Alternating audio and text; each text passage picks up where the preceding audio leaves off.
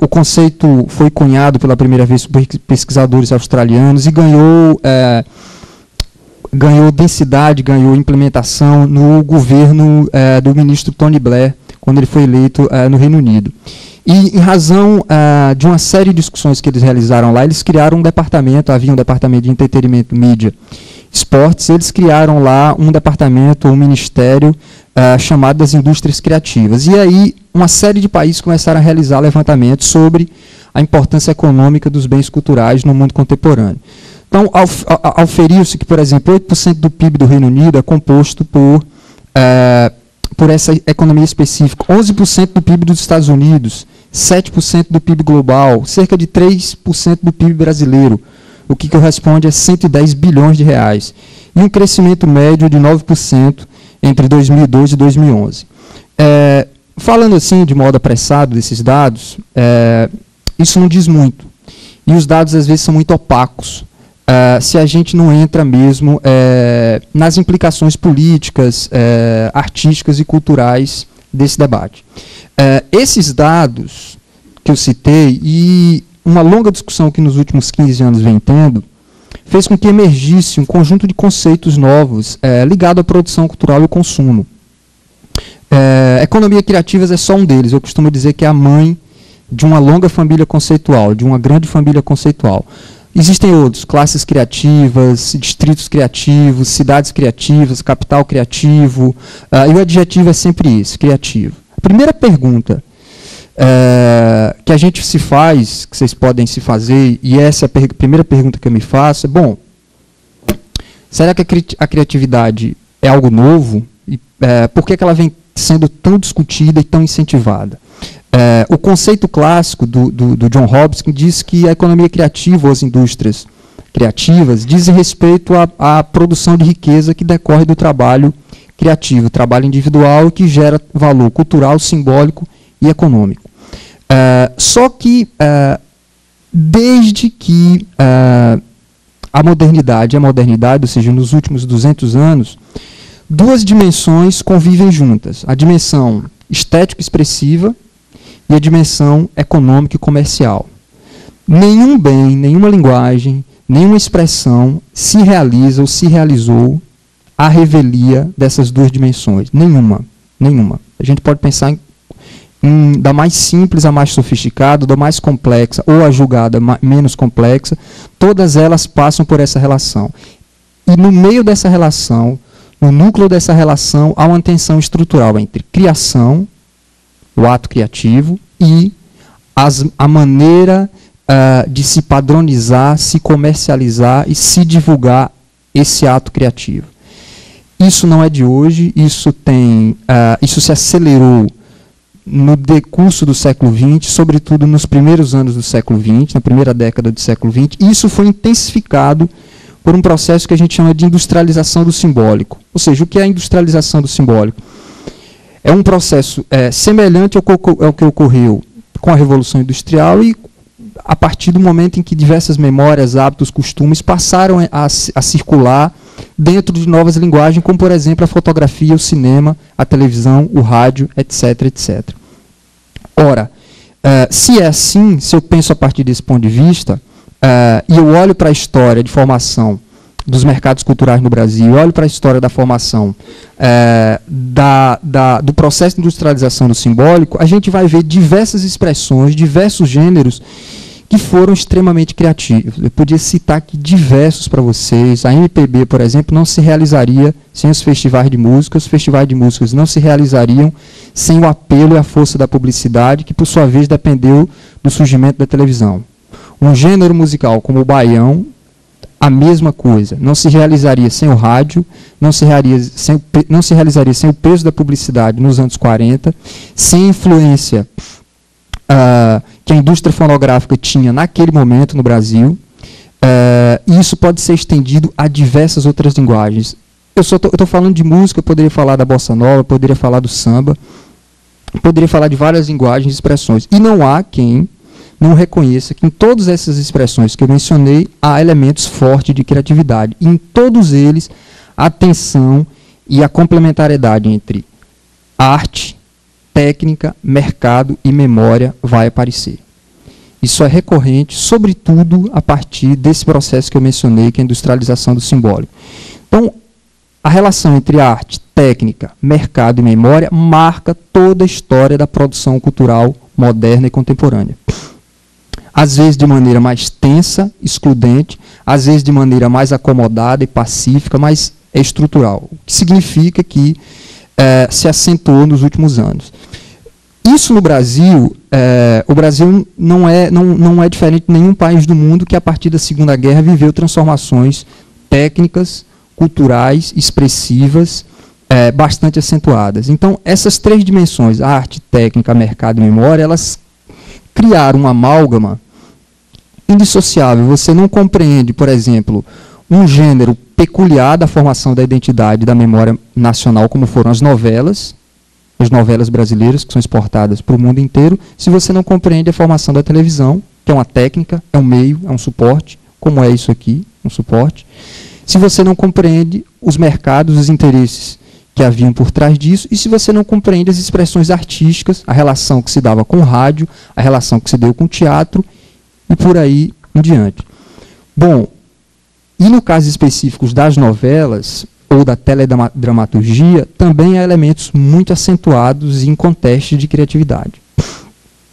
E essa criatividade sempre convivia de maneira tensa, repito, às vezes politicamente tensa, com outros tipos de interesse, com o que eu acabei de mencionar, o interesse material e comercial. E nas novelas, isso se deu de maneira muito singular, porque muitos atores, muitos escritores, muitos teatrólogos foram trabalhar na novela nos anos 70 no Brasil, porque era o mercado cultural, publicitário, técnico que mais se expandia. Bom, o que é que eu estou querendo dizer com isso?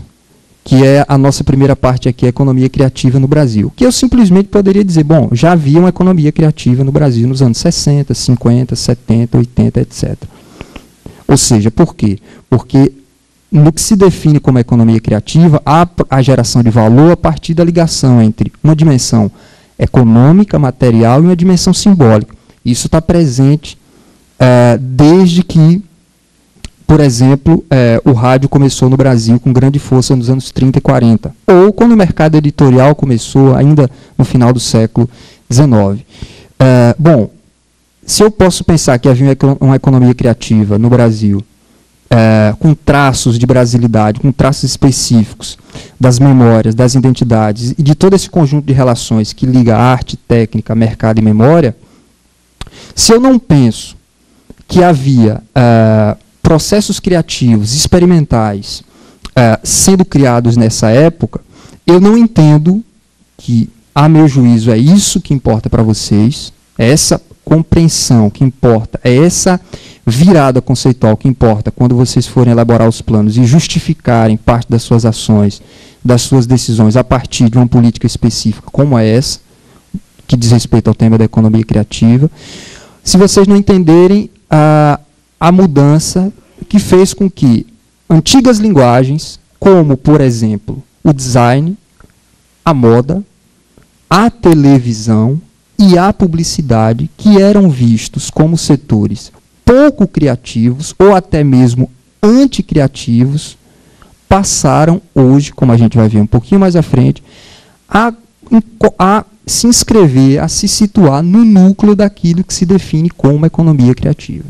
Ora, se essas linguagens, toda linguagem ela precisa de um suporte, toda linguagem ela diz respeito a um processo estético, artístico específico, de criação, desenvolvimento, etc, etc. E ela convive com outras dimensões, como o mercado e a técnica. Para onde quer que se olhe, essas dimensões vão estar presentes. Claro que no caso da televisão, da publicidade, isso é muito mais candente, isso é muito mais forte do que, por exemplo, em outras linguagens. O que importa é entender, bom, a moda brasileira, desde os anos 70, que tem grande repercussão. O design também. Nós temos tivemos um designer que, infelizmente, morreu muito jovem, Aloysio Magalhães, que foi um dos artífices, um dos precursores disso que nós concebemos hoje como políticas culturais no Brasil. Foi ele que presidiu essa antiga Secretaria de Cultura do antigo Ministério da Educação, quando era ainda o Ministério da Educação e Cultura, no final dos anos 70. E ele foi o designer que cunhou esse termo aí, as marcas da brasilidade. Então ele era um designer que criou a identidade visual de diversas empresas estatais, de diversas empresas não estatais, privadas, etc. A marca da Petrobras, por exemplo, de diversas outras. E ele já falava no final dos anos 70 de marcas da brasilidade. Falava do design de moda, da publicidade, etc, etc. Ora, a pergunta é, por que lá no final dos anos 70 não existiam condições sociológicas, estéticas, culturais e políticas para que se falasse em economia criativa e para que isso ganhasse força, densidade, ao ponto de se tornar uma política de Estado, que no Brasil ainda é uma política modesta, mas em outras partes do mundo é uma política extremamente vigorosa e central, como é na Inglaterra, na França, etc. Bom, essa rápida digressão é só para dizer, não é de hoje que se tem criatividade, não é de hoje que se pensa no desenvolvimento, na experimentação de diversas linguagens que são cunhadas e adjetivadas como criativas. Qual é o principal elemento que fez com que essa dimensão conceitual surgisse? Antes de falar disso, eu preciso fazer um pequeno parêntese. O termo economia criativa, ele é resultado, do ponto de vista conceitual, ou seja, da sua criação, do seu artesanato conceitual.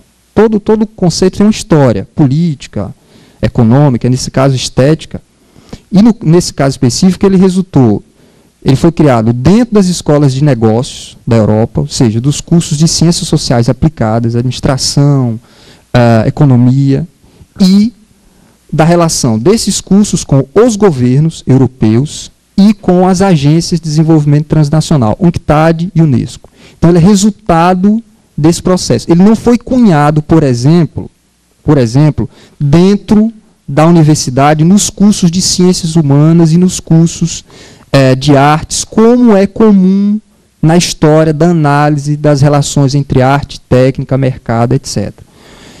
Por que é importante dizer isso? Porque vocês vão ler muitos trabalhos das ciências humanas, das ciências sociais, e os pesquisadores ficam um pouco confusos com isso. Por quê? Porque se não se localiza a origem do conceito. Por exemplo, no meu lugar de fala específico, na sociologia, como sociólogo, o termo economia criativa é utilizado para entender a expansão geral dos mercados culturais no Brasil e no mundo.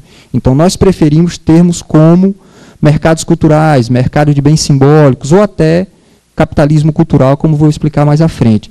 Esse termo economia criativa, ele de antemão, ele envolve uma adjetivação, uma positividade. Quando eu falo economia criativa, eu estou dizendo necessariamente que todos os setores, todas as linguagens, todos os bens ali inseridos são criativos. E não cabe à universidade chancelar se X é mais criativo do que Y. Quem vai decidir isso são vocês, os agentes de Estado, os críticos de cultura, os agentes políticos, etc, etc. E não os pesquisadores. Então, é como se a gente, antes de tomar o conceito, a gente faz essa pequena reflexão para entendê-lo, para entender as implicações eventuais que ele tem. Feita essa pequena digressão, quais foram as principais mudanças que levaram a emergência do conceito de economia criativa e, por conseguinte, eu não estou falando só de conceito, de abstração, eu estou falando de um conceito que vira política, de uma política que tem desdobramentos, que tem impacto, que ajuda a criar mercados, formas de trabalho, enfim, que gera inclusão e, às vezes, também muita exclusão.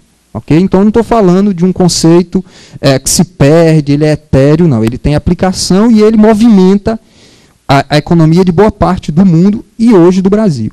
Então, as principais transformações é que, nos anos 90, a gente teve uma coisa, um grande processo que a gente está convivendo aqui agora, chamado digitalização do simbólico. O que é a digitalização do simbólico? Eu posso aqui agora assistir Terra em Transe, eu posso assistir agora o que eu quiser num único suporte, numa única mídia, que permitiu que tudo convergisse para uma única materialidade.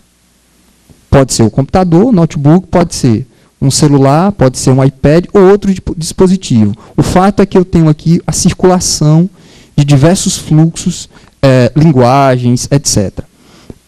Esse processo, ele não veio da noite para o dia, ele está ancorado em diversos outros.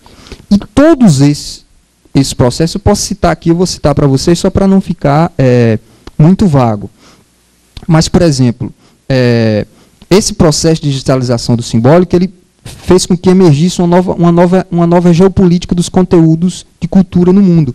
Não é à toa que, pela primeira vez no ambiente da Organização Mundial do Comércio, a cultura passou de ser discutida, porque isso tem impacto comercial e econômico muito grande. Houve uma diferenciação, uma heterogeneização muito grande do consumo e das práticas culturais. Houve uma consolidação nos anos 80 e 90 de transformações que havia no pós-guerra, como, por exemplo, aumento do tempo livre, aumento da escolarização, a importância econômica dos setores de serviço, aquilo que o Daniel Bell, um sociólogo, chamou de sociedades pós-industriais. Houve uma aproximação geral entre arte, entretenimento e tecnologia, que antes não havia. Não dá para explicar aqui por que antes não havia, isso seria objeto de outra fala. Ocorreu uma estetização e uma culturalização geral das marcas e das mercadorias. Toda marca pode ser um produto alimentício, pode ser uma marca de geladeira, ela incorpora hoje elementos estéticos do design, da moda, da publicidade, do teatro, da chamada cultura pop global. E, por fim, acabou ocorrendo, nos últimos 7, 8 anos, essa coisa que nós chamamos de transmediação e convergência, que é a circulação nesses suportes móveis, o que muda, o que altera a maneira como se consome, se produz e os conteúdos são circulados. Todos esses elementos, e tem diversos outros, eles concorreram, todos esses concorreram para que surgisse uma nova crítica cultural. Uma nova crítica. Uma crítica cultural que abandonou o conceito de indústria cultural. O antigo conceito de indústria cultural, muitos de vocês já devem ter lido a respeito, muitos de vocês conhecem, foi um conceito criado nos anos 40 por os filósofos da escola de Frankfurt, sociólogos, e era um conceito que olhava para o novo processo de produção da cultura, ou seja, a industrialização do simbólico, e denunciava o que estava ocorrendo. Então, o conceito ele tinha um fim analítico, explicativo, e ao mesmo tempo ele tinha um fim de denúncia estética e política. Então ele dizia, olha a nova fase do capitalismo. O capitalismo, agora, ele produz também em massa, em larga escala, bens, símbolos, que antes não era impossível. E isso, segundo os teóricos de Frankfurt, era nefasto e extremamente pernicioso para a ideia de arte que eles tinham. Por quê? Porque esse termo, essa junção, indústria cultural, é uma antinomia, ou seja, um paradoxo em termos. Para ele, na cabeça deles, o Adorno, o Horkheim, a cultura é algo único, que não pode ser veiculado em transmissão em fluxos, como é na TV, no rádio, no disco, na indústria fonográfica, etc, etc. Para eles, aquilo era consumido apenas ali, na unicidade, por exemplo, da ópera, na apreciação de um quadro, numa galeria, ou no teatro. Esse conceito de indústria cultural, a parte crítica dele predominou. E na América Latina, sobretudo, nos anos 60, 70 e 80, todas as linguagens que se desenvolviam aqui, ou seja, o Brasil tem diversos mercados culturais. Por exemplo, a nossa indústria fonográfica já foi a 4ª maior do mundo. O nosso mercado de publicidade já foi o 5º maior do mundo. E isso não foi estudado por ninguém. Só nos anos 80 que isso passou a ser estudado. Por quê? Porque predominou a dimensão crítica do conceito. E a dimensão crítica do conceito eu não posso estudar aquilo que eu repudio. Eu não posso estudar aquilo que eu não gosto. Só nos anos 80, pasmem, é que, por exemplo, as ciências humanas e sociais no Brasil foi estudar um fenômeno como a novela. A despeito de todo o julgamento e toda a predileção crítica que eu posso fazer da novela, mas eu não posso me furtar de estudar um fenômeno tão importante. Se eu não quero estudar, outros poderiam. O fato é que ninguém estudou, ou pouquíssimos estudaram. Por quê? Porque predominava na nossa crítica cultural brasileira e latino-americana, que é uma crítica dos anos 60, liderada, por exemplo, pelo cinema novo e uma série de movimentos culturais nos anos 60, em que o eixo o eixo da interpretação era sempre de denunciar a dimensão do conceito de indústria cultural, ou seja, como a indústria cultural criava uma cultura de massa que alienava. Essa crítica calou fundo, ela foi profundamente incorporada pela crítica cultural, e a pergunta é, por que, sob que condições essa crítica mudou? Nós estamos vivendo exatamente no momento de mudança dessa crítica. Precisamente por isso, quando o Ministério da Cultura, que tem liderado essa discussão no Brasil, incorporou o termo economia criativa, ele incorporou o termo a partir de algumas matrizes que ele julgou mais adequado. Aqui eu passo para a segunda dimensão da fala. Se ficarem lacunas, por gentileza, podem perguntar, como eu estou suprimindo algumas partes, vocês podem ficar à vontade para perguntar aquilo que vocês desejarem, acharem mais importante. Isso aqui é um dado que eu levantei na pesquisa que eu estou fazendo sobre a coleta de notícias sobre a economia criativa no Brasil, no período de tempo dos últimos 6 meses. E, como o gráfico evidencia, o Ministério da Cultura é quem lidera essa discussão no Brasil e posta e dissemina essas notícias. Foi criada uma Secretaria de Economia Criativa no âmbito da organização do Ministério da Cultura há 2 anos atrás, 1 ano e meio atrás, e essa secretaria é quem lidera a discussão conceitual e a dimensão operacional, executiva das políticas. Já tem algumas políticas em curso. O que importa perceber é que eu só entendo as transformações que a gente está vivendo, e elas são importantes para vocês, porque vocês vão elaborar os planos, se eu entender que esses processos que eu mencionei agora há pouco, todos eles são diversos, eles alteraram a relação entre arte, técnica, memória e mercado. Eles alteraram a maneira como essas coisas se relacionavam. Vou dar um exemplo. Se o Aloysio Magalhães, quando criou lá a identidade visual de algumas empresas brasileiras, e quando quis levar o design brasileiro para a Europa e dizer, olha, existe uma culinária, a gente pode se apropriar dessa culinária, dos diversos saberes, das diversas formas e técnicas de se fazer comida no Brasil, a gente pode incorporar isso em produtos para exportar para a Europa. A gente vai estar, segundo a Aloysio Magalhães, a gente vai estar exportando um valor econômico, a exportação, e um valor cultural identitário simbólico. Está, por exemplo, presente na cachaça. Por exemplo, presente na maneira como os designers de moda incorporaram um conjunto de expressões e de significados da cultura popular. Se ele falava isso lá nos anos 70, isso não tinha a menor ressonância. Por quê? Porque as relações entre arte, técnica, mercado e memória vigoravam em torno de uma crítica cultural, de uma crítica estética, que isso não era permitido, era um palavrão falar esse tipo de coisa. E isso hoje é absolutamente aceito, implementado, coordenado pelo SEBRAE. O SEBRAE coordena no país inteiro, há um eixo central dentro das políticas do SEBRAE, um departamento de economia criativa, que faz exatamente aquilo que o Aloysio lá, 30, 40 anos atrás, esboçou. Que é exatamente mapear as possibilidades de cruzar as criações, as expressões, os fazeres, os saberes da cultura popular das regiões, das mais distintas regiões do país, com possibilidades de agregar valor econômico e valor simbólico. Então o SEBRAE incorporou à sua maneira o tema da economia criativa no Brasil. Ele filtrou de um modo, como o Ministério da Cultura filtrou, como a FIRJAN filtrou e como as outras entidades filtraram. Como é que o Ministério da Cultura fez isso?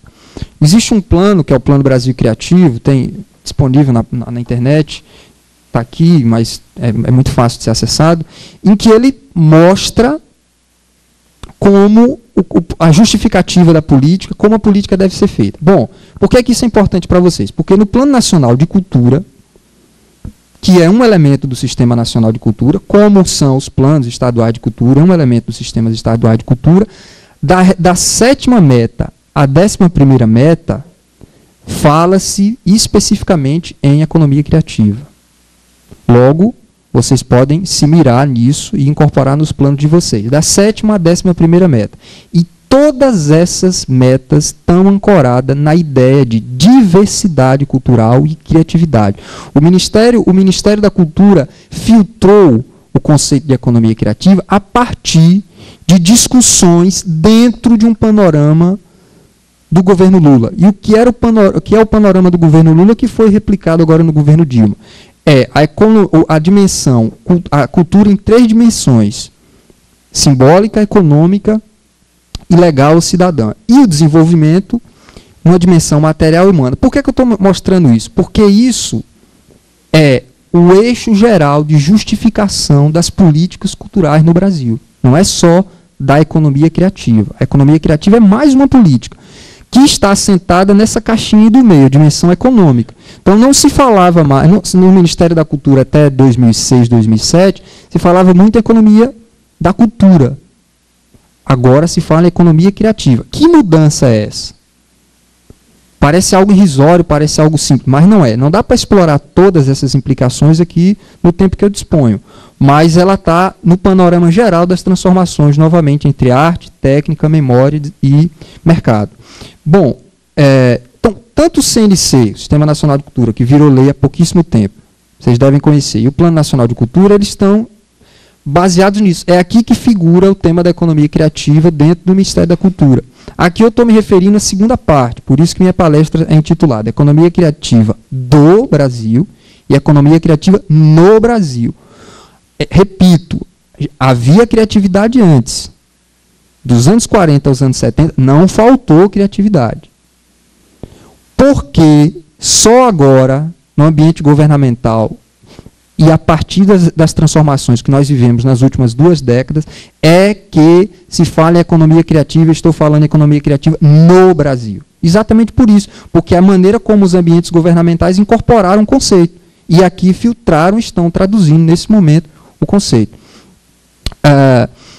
O Ministério da Cultura foi peça fundamental numa relação, na aprovação das 2 maiores convenções no ambiente da Unesco para a cultura no mundo contemporâneo, que é a Convenção sobre Patrimônio Material e a Convenção sobre a Diversidade das Expressões Culturais. Essas 2 convenções, o Brasil é signatário, e elas estão inteiramente ligadas tanto à economia criativa como ao panorama geral das políticas criativas. Vou dar só um exemplo fundamental. Em 2011 foi aprovada a Lei 12.485, que é a lei da TV a cabo no Brasil, a lei do conteúdo condicionado de TV por assinatura. Daqui a pouco vocês vão ver o dado. A TV assinatura no Brasil é o serviço de comunicação e cultura que mais cresce no mundo. Nessa lei, o terceiro princípio dessa lei é produção e manutenção da diversidade regional brasileira. É um princípio da lei. Toda lei é ancorada em princípios. Então, é uma lei de ferro, de uma lei que é extremamente importante, movimenta hoje cerca, só no Fundo Setorial do Audiovisual, 2 bilhões de reais e uma série de interesses ligados ao entretenimento, à cultura no mundo inteiro. Porque o Brasil é um mercado que hoje abarca a TV por assinatura 17 milhões de domicílios, isso representa cerca de 50 milhões de consumidores. Ora, essa lei é uma justificativa peremptória do cruzamento entre mercado, arte, memória e técnica no Brasil contemporâneo. A mesma coisa está acontecendo, só que amparado em alguns princípios. Esse quadro, esse desenho, eu criei, ele mostra isso. A relação entre cultura e desenvolvimento, ela é toda, no Brasil, ela é toda ancorada na discussão e no valor que é diversidade e criatividade. Isso são valores centrais para alguns grupos, centrais para alguns realizadores de cultura, central para alguns agentes de Estado e central para diversos grupos da sociedade brasileira. E o substrato disso, segundo as declarações, os protocolos, tanto da Unesco quanto do Ministério da Cultura, o substrato é o patrimônio cultural e material e a cultura popular tradicional. Ora, esse não era o substrato que já estava lá posto também nos anos 40, 50, 60 e 70? Não havia cultura popular lá nos anos 60, e o baião, que eu acabei de falar, e o samba, e a capoeira, e o cordel. Isso não estava lá nos anos 40, 50, 60, etc? Por que é que só agora ele é visto como substrato da criatividade?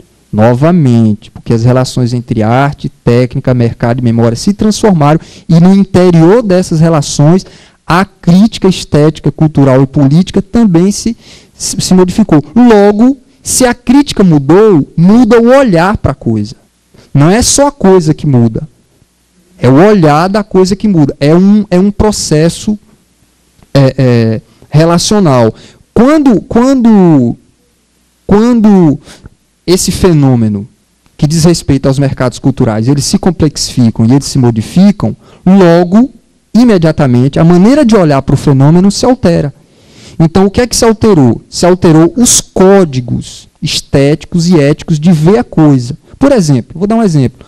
O conceito de indústria cultural hoje é utilizado pela Unesco, sem nenhum problema, pacificamente. Por exemplo, na organização, no governo inglês, no Departamento de Indústrias Criativas, eles usam o conceito de indústria cultural rigorosamente semelhante ao conceito de indústrias criativas. No ambiente Unesco, também. Eu mapeei, nossa, muita coisa. Até os anos 80, até o meados dos anos 90, o conceito de indústria cultural recebia uma crítica. Lá para cá, ele passou a ter um lugar e a ter um esvaziamento. É como se o conceito ele sofresse um esvaziamento e não se referisse mais ao que o conceito, quando foi criado lá na origem, quisesse dizer e significasse. Então, por que houve um esvaziamento?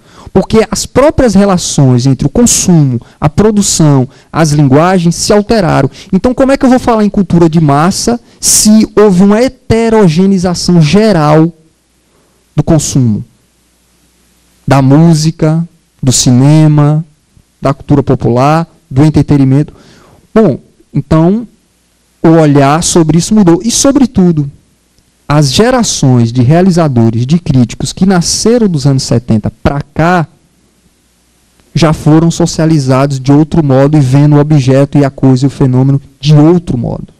O que significa dizer que o conceito de economia criativa, ele é resultado também de uma nova crítica estética que vai surgir e ele, daqui a 5 minutos a gente vai ver isso, ele é também a produção de um tipo específico de olhar sobre os bens e sobre as linguagens. Ele, a Unesco, a UNCTAD, cada um olha de uma maneira, a partir dos seus interesses específicos. Cada um tem um modo de olhar para esse fenômeno, ou seja, cada um olha para a relação entre cultura e mercado de um modo, só que todas elas são marcadas por esse novo conceito que surge e por novas linguagens que antes eram vistas como anticriativas, perniciosas, e hoje não são. Isso é retirado do Plano Brasil Criativo e mostra os princípios. Esse princípio não é só princípio da economia criativa no ambiente do Ministério da Cultura.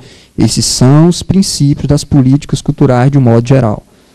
Diversidade cultural, sustentabilidade e inclusão social. Talvez o mais recente aqui seja inovação. Por quê? Porque como para que surgisse o tema da economia criativa, houve uma aproximação geral entre entretenimento, tecnologia e arte. Vou dar só um exemplo para vocês que eu vi hoje na internet. Os games, os jogos digitais que as crianças tanto consomem. No Brasil, 25 milhões de pessoas usam games, jogos de games, que parecem uma coisa tola, infantil, recebem hoje na Europa os maiores prêmios de arte e de design. Ora, existe um prêmio de criatividade e de inovação ligado aos jogos de game. Por isso que esse termo agora figura numa política cultural, porque a rigor você olha isso, é uma coisa muito presente no Ministério da Ciência e Tecnologia, que se chama agora Ministério da Ciência, Tecnologia e Inovação. Ou, por exemplo, no ambiente do SEBRAE. Esse é um princípio novo. Mas não é um princípio novo que está só no Ministério, nas políticas culturais, não. Está em outros ambientes. Essa aqui é a maneira como a figura, porque o tema da economia criativa não basta ser explicitado em palavras, ele precisa ter uma visualidade, ele exige, ele demanda uma visualidade. Por quê? Exatamente porque as relações entre arte, técnica, mercado e memória são muito complexas. Então, se faz um tipo de desenho que exprima isso. E o mais interessante é que essa figurinha, ela não é só uma figura, ela tem materialidade, ela constrói políticas, ela decide a vida das pessoas, ela impacta em muitos lugares do país. A política está em curso. Bom, o Ministério criou isso aqui a partir da influência da figura da Unesco, a partir da UNCTAD e do governo inglês. Claro, com as especificidades brasileiras. Então, a primeira coisa que chama atenção é que não há aqui linguagens estéticas. Quais são as linguagens estéticas? Música, teatro, escultura, arquitetura, artes plásticas, cinema. Não há aqui linguagens. Há setores, há campos. No campo do patrimônio, no campo das expressões, no campo da arte espetáculo. Chama atenção aqui, no campo do audiovisual e do livro, da literatura. Audiovisual envolve televisão, há políticas culturais hoje para a televisão. Isso há 20 anos atrás causava calafrio e podia gerar um infarto no pessoal do cinema. No pessoal mais experimentalista, engajado do cinema brasileiro, que é uma tradição marcante desde o cinema novo. Significa o quê? Que o cinema se tornou conservador, apolítico? Não. Pelo contrário. Significa que está ocorrendo uma aproximação estrutural, política, econômica e estética entre cinema e televisão no Brasil, porque nunca existiu. Nunca. Nunca. O cinema constitui um mercado de salas, o terceiro maior mercado, o Brasil já foi o quarto maior mercado de cinema do mundo. Em 1978, havia um público de 68 milhões de pessoas só para o cinema nacional, e para a totalidade do cinema mais de 200 milhões. Esse número nunca mais foi alcançado na história e nem será. Porque boa parte hoje do cinema é consumido em casa. Naquela época não havia TV por assinatura e não havia esses dispositivos. Então eu tinha que ir ao cinema. Pois bem, essa aproximação estrutural sensibilizou o Ministério da Cultura. Essa mesma lei que eu citei agora, 12.485, é a lei da TV por assinatura no país. E tem uma linha dessa lei que é só para produção de conteúdos exclusivos de cinema, com a linguagem do cinema, que serão exibidos na TV. Vocês não fazem ideia do impacto que isso está provocando no setor audiovisual no Brasil. É uma loucura. Uma loucura. Poderia passar aqui semanas falando disso para vocês. É uma loucura porque a lei estabelece a exigência de 3 horas e 30 minutos de conteúdo nacional. A totalidade dos conteúdos na TV por assinatura no Brasil, até 6 meses atrás, era 90% estrangeiro. Apenas 10% nacional. Agora, com essa exigência peremptória da lei, todas as ações já foram superadas na Justiça. A última, o Supremo provavelmente dará ganho de causa. É que são 3 horas e 30 minutos de conteúdo regional, nacional na TV. Sendo que, dessas 3 horas e 30, 70 minutos é no horário nobre. No horário nobre. E aí vocês imaginam, as produtoras não estavam de modo algum preparadas para isso. Eu chamo a atenção para essa caixinha aí. O Ministério botou audiovisual. Ele insere aí audiovisual. Mas há, por exemplo, na UNCTAD, explicitamente falando de televisão. Aí você pensa, poxa, mas para que incentivar a televisão no Brasil? Se a televisão no Brasil é o maior veículo de produção de conteúdo, de entretenimento, de cultura e de comunicação desde os anos 60. Essa é uma excelente pergunta. Não dá para respondê-la aqui, mas ela é resultado dessa aproximação uma nova aproximação entre cinema e televisão. Ora, se está se dando uma nova aproximação entre cinema e televisão, é porque a crítica mudou. E uma política cultural, sobretudo cultural, ela é resultado de quê? Crítica estética, crítica política, transformações econômicas, planejamento a longo prazo e mudanças estruturais. Só para passar para a próxima, nessa mesma direção. Eu estava falando de cinema, eu citei que em 1978 foi o maior público de cinema da história do cinema nacional e cinema de um modo geral. Nas salas, em 2010, o público total foi esse, 134 milhões. Em 2011 aumentou, continuou aumentando. Isso antes da lei. Só que a lei não vai captar isso. Por quê? Porque a lei é consumo doméstico. 75% do consumo de cultura no Brasil é feito no ambiente doméstico. Ora, se 75% do consumo de cultura é feito no ambiente doméstico, como é que eu vou não pensar em políticas culturais para o ambiente doméstico? Eu tenho que pensar políticas culturais para o ambiente doméstico. Como eu tenho que pensar políticas culturais para o ambiente externo, como existem diversas. Poderia citar diversas. Ora, isso já está no horizonte. Não é à toa que a ministra está fazendo uma cruzada medieval pela aprovação do Vale Cultura. E no interior da aprovação do Vale Cultura figura o pagamento, a possibilidade do trabalhador utilizar os R$50 do Vale Cultura para pagar a assinatura do canal de TV a cabo. O Vale Cultura, nos próximos 10 anos, tem a meta de injetar nessa relação entre arte, técnica e mercado 11 bilhões de reais. No mercado de 110 bilhões de reais, 11 bilhões é muita coisa, ou seja, 10%.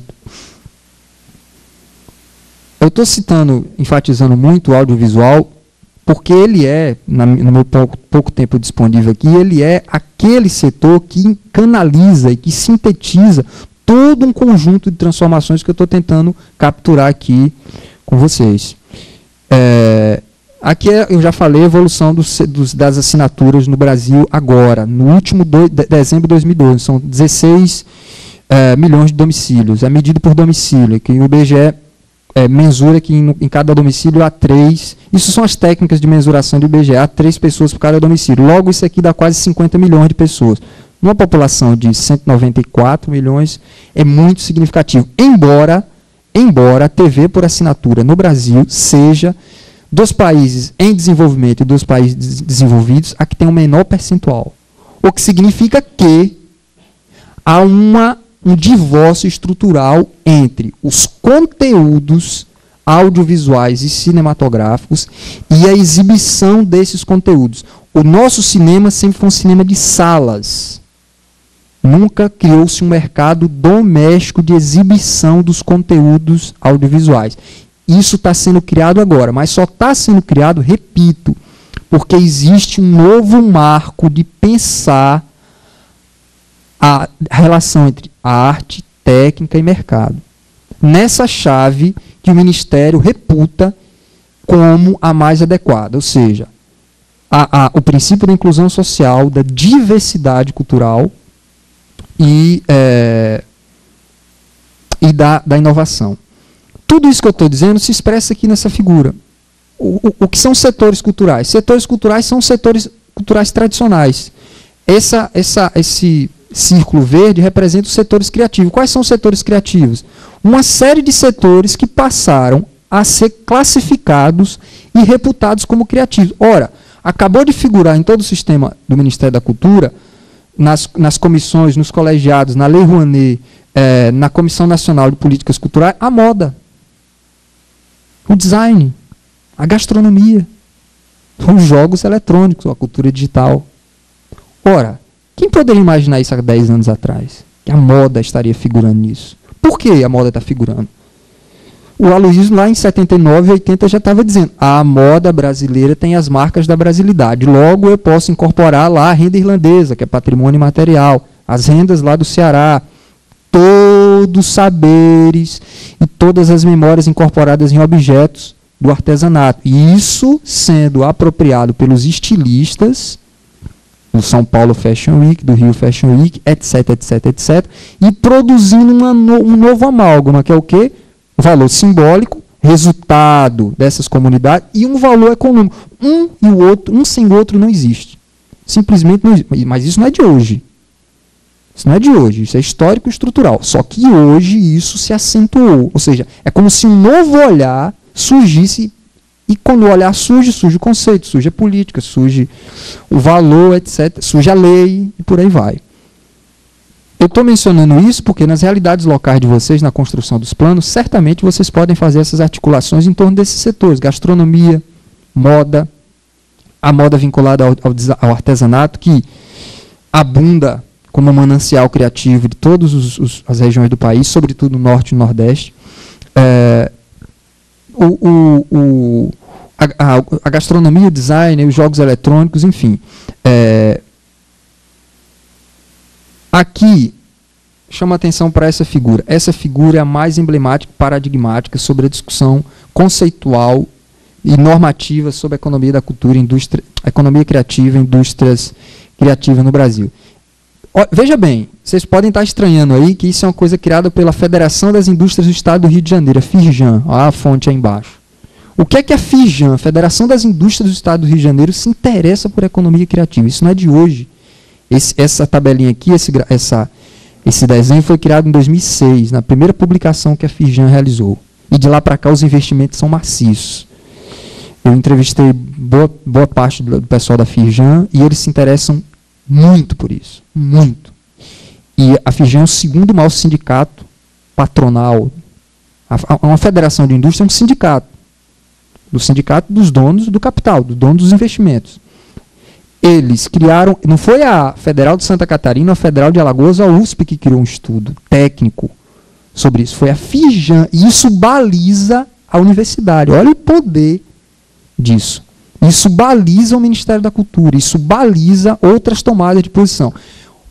Eu não vou explorar todos os meandros dessa figura, basta dizer que existe um departamento de economia criativa, existe uma casa que vai ser criada em Botafogo, um bairro da Zona Sul, no Rio de Janeiro, chamada Casa das Indústrias Criativas da FIRJAN, e a âncora disso é a relação entre design, que o Rio é o maior produtor de design do país, a relação entre design, moda,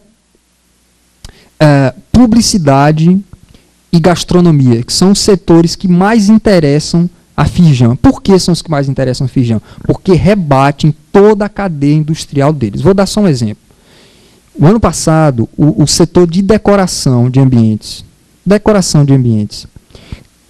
apresentou um balanço e cresceu nos últimos 10 anos 500%. Em 10 anos eles cresceram 500%. Ou seja, eles cresceram 5 vezes em 10 anos. E o que é o setor de decoração? Acabamento dos apartamentos. O material que vai usar, como vai usar, por que essa textura e não aquela, o quadro, o abajur, um objeto. Isso diz respeito a toda a decoração interna dos ambientes. Ora, qual é o setor qual é um dos setores da economia brasileira que mais cresce? A indústria da construção civil. A FIRJAN, os maiores interessados dentro da FIRJAN é o setor da construção civil. Só que o setor da construção civil já percebeu que há um elemento criativo na decoração do ambiente que demanda o design, o arquiteto de interiores. Então, essa relação que motiva, entre outras, a FIRJAN se interessar por esse tema há 7 anos atrás. 7 anos atrás. E criou esse estudo que virou referência na América Latina. Bom, se os espaços da decoração de interiores é um setor em grande expansão, ele é um setor que tem um valor criativo ligado ao valor econômico e comercial. Porque são os designers, são os arquitetos e os criadores desses móveis, de toda a mobília que é escolhida para um apartamento maior, menor, enfim, tudo que envolve os materiais, esses profissionais são os profissionais que trabalham nas construtoras. O design e os arquitetos, eles não estão trabalhando num ateliê, como era muito convencional até 20, 30 anos atrás. Ou eles estão fazendo uma atividade isolada. Não. Eles estão atuando diretamente numa longa cadeia produtiva, que é essa cadeia produtiva aqui. Só que essa cadeia produtiva está marcada por um critério estético novo. O primeiro critério esses quadradinhos aí, os primeiros, são os núcleos criativos.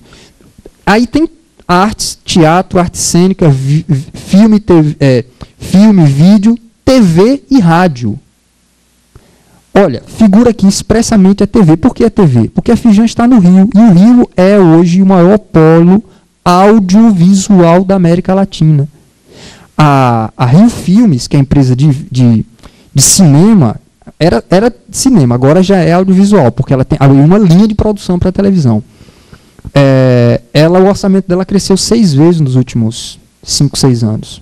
E é uma empresa de cinema do município. A Secretaria de Cultura do Rio de Janeiro não se chama mais Secretaria de Cultura, é Secretaria de Cultura e da Economia Criativa. O segundo maior município do país. Eu não tenho tempo para isso, mas esse núcleo criativo é o dado que todo mundo utiliza. Desse núcleo aqui criativo, que se eu não me engano são 14 núcleos, inclusive está aí 2 novos núcleos, esses branquinhos aí, foram incorporados agora, em dezembro de 2012, num evento que a Fijan organizou lá no Rio, lá no Porto Maravilha, na região de expansão e desenvolvimento cultural e econômico do Rio de Janeiro, que é o centro antigo da cidade, onde está sendo construído o Museu do Amanhã. E foi inaugurado agora o Museu de Arte, há 2 semanas atrás. Tem um setor novo, pesquisa e desenvolvimento e biotecnologia. Bom, por quê? Exatamente porque há processos criativos aí que a Fijan valoriza. E esses 2 setores são resultados das pesquisas feitas pela UNCTAD, que é a Organização das Nações Unidas para Comércio e Desenvolvimento. Esses 14 núcleos, só os 14 núcleos, segundo a Fijan, só o primeiro da esquerda, sem os outros 2, que é o apoio e atividades relacionadas, eles geram 2,8% do PIB brasileiro. Se for acrescentado os outros 2 setores, salta para 18%. 18% do PIB brasileiro é a economia dos 3 estados da região sul, Rio Grande do Sul, Santa Catarina e Paraná. Aqui é o modelo da Fijan. No modelo da Unesco, há núcleos, e todos os núcleos têm o mesmo status. A televisão não é mais nem menos criativa, por exemplo, do que o artesanato. E nem é mais nem menos criativa, por exemplo, do que a música. No núcleo da Fijan, no núcleo da UNCTAD, na figura da UNCTAD, vou encaixar ela aqui, acho que dá para ver. É a mesma coisa. Vejam vocês que até os anos 80 e meados dos anos 90 existia uma hierarquia clara do que era mais ou menos criativo e do que era mais ou menos digno de ser classificado como cultura, como arte. Agora não. As coisas estão em franca transformação. E é essa transformação que permite esse tipo de política, para o bem e para o mal. Os círculos, esses são vários setores que a UNCTAD estabeleceu, mas basta dizer que eles têm essas 4 classificações. Patrimônio cultural, aí tem uma série de setores envolvidos. Artes, os setores tradicionais de artes, uma série. Mídia e criações funcionais. Essas criações funcionais, esses 3 de baixo, amarelinhos, constituem a grande novidade. Porque eram criações funcionais. O design não é novidade nenhuma. Nenhuma. É tanto que o pessoal estuda design industrial e desenho industrial. Logo está ligado à indústria. Um copo, uma garrafa, foi um designer que desenhou. Tem a dimensão funcional e a dimensão artística. A novidade é por que eles figuram agora num desenho e numa política falando sobre a criatividade. Que mudança é essa? A mudança está na minha primeira fala, naquilo que eu citei, no panorama das relações entre arte, técnica, mercado e cultura. Claro que isso não diz muito, porque é preciso você entrar dentro dessas relações e entender minuciosamente o conjunto dessas relações. Aqui é um modelo europeu, o modelo dos círculos concêntricos, que foi criado pela União Europeia. Aqui é uma hierarquia, olha a diferença. Aqui é uma hierarquia clara. Há um núcleo e em torno outros núcleos, que é o modelo concêntrico. É porque eu escolhi o PDF porque é mais nítido, mas aí a gente perde o tamanho da figura. Mas basta ver, por exemplo, que o núcleo é o que eles reputam como mais criativo. Performance, patrimônio, artes visuais. Depois vem a indústria cultural. Que é o quê? A antiga televisão, cinema, o rádio. O outro círculo, indústria e atividade criativa. Arquitetura, design, propaganda. Propaganda. Falar que a propaganda era criativa há 30 anos atrás, para os setores de cinema, para os setores das vanguardas artísticas e estéticas, era um palavrão. O cinema publicitário no Brasil nunca se comunicou, por exemplo, com as outras linguagens do cinema. A grande novidade é que os nossos dois maiores cineastas hoje, Fernando Meirelles e o Walter Salles, são publicitários. Os dois vêm da publicidade. Fizeram os filmes que foram mais premiados, Cidade de Deus, enfim. Abril Despedaçado, Central do Brasil e outros. Esse aqui constitui uma hierarquia. A pergunta é, por que a Firjan escolheu o modelo UNCTAD, esse modelo aqui, que não tem uma hierarquia clara, ou seja, está tudo nivelado, em detrimento desse modelo? São boas perguntas que eu tenho algumas hipóteses, mas não tenho todas. Aqui é a maneira como a Unesco vê isso tudo, que é muito... o nosso modelo do Ministério da Cultura, do nosso ministério, é resultado de todos esses modelos.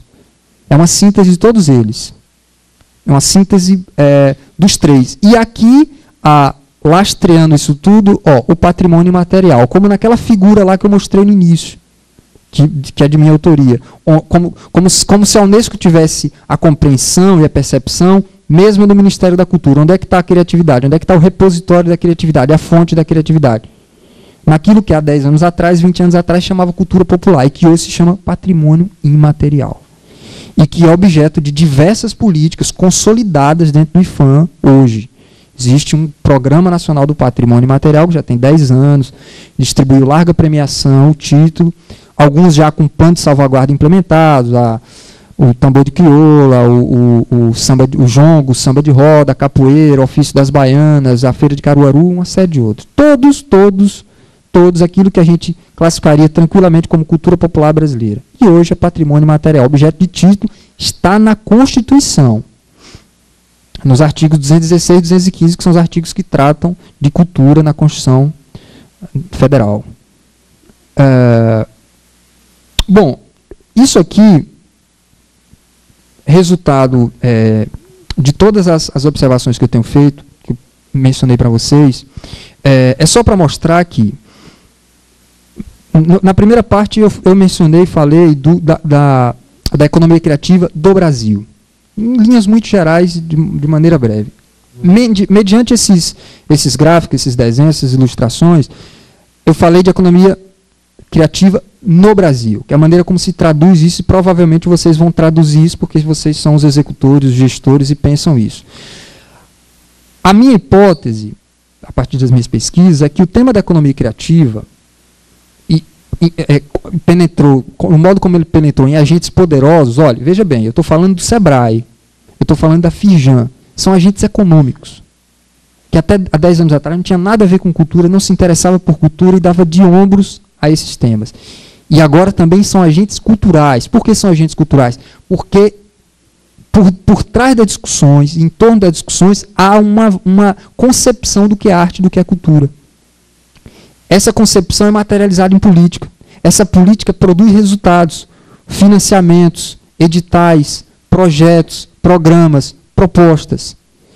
Então, eu não estou falando, mais uma vez, de coisas opacas ou abstratas. Eu estou falando de coisas que decidem e que alteram a vida das pessoas. Logo, a minha hipótese é que o tema da economia criativa, o conceito de economia criativa, ele está agora, nesse exato momento, expandindo, dilatando aquilo que já vinha em curso no Brasil há muito tempo e que pouca gente olhava, mesmo dentro, por exemplo, de uma área como a sociologia ou como as ciências sociais, que é a expansão geral dos mercados culturais no Brasil. O Carnaval do Rio de Janeiro, dentro do Carnaval do Rio de Janeiro, esse ano fiz pesquisa lá, foi muito estudado a partir dos anos 80.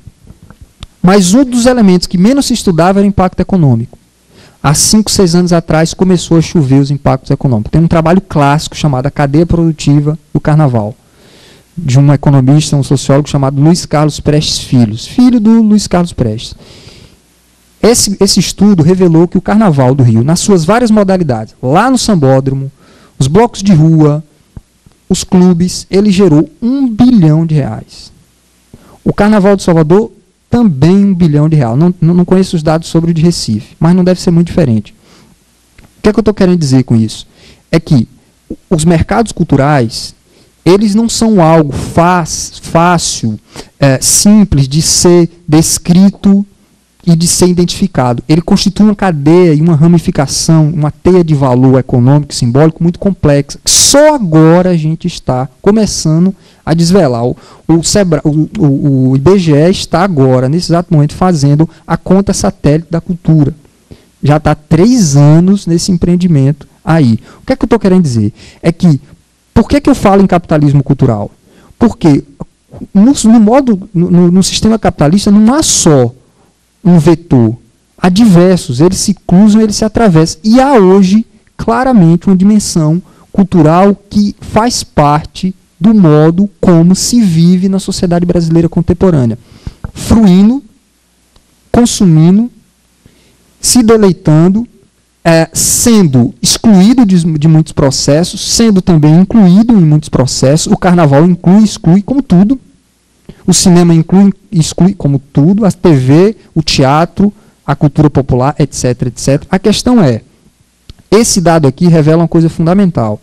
O PIB no último quadrimestre cresceu muito pouco, todo mundo sabe. Mas o crescimento maior foi o consumo das famílias, 1,2, e o consumo do governo. O crescimento das famílias são as famílias que mais consomem cultura no Brasil. 65% do consumo de cultura vem das famílias. E 75% desse consumo é feito no ambiente externo. Eu não vou botar a figura toda para não confundir vocês, basta só as últimas caixinhas. São as famílias, consumo externo e interno. Aquele crescimento lá do PIB, embora modesto, boa parte dele foi sustentado pela produção, pelo consumo de cultura. Os economistas não se dão conta disso. Porque para eles isso não é uma questão de pesquisa. Por que não é uma questão de pesquisa? Porque é muito difícil você produzir dados acerca disso. Porque é um elemento. Quando eu falo de crítica cultural, eu estou falando de elementos subjetivos. Profundamente subjetivos e políticos. É muito difícil você aprender isso e traduzir no número, no gráfico. Eu só posso fazer isso que eu estou fazendo aqui. Cruzar. Bom, a economia é uma ciência que não faz isso. Ela produz um dado e com aquele dado ela trabalha. Ela não pode se dar o luxo de ficar 2, 3 horas cruzando uma série de dados. Mas vocês, que vão formular política pública e implementar, podem. E isso é uma justificativa. Por que o tema da economia criativa é importante, tem sido importante? Porque ela é uma justificativa, como qualquer outra justificativa para criar e implementar políticas culturais. Ponto.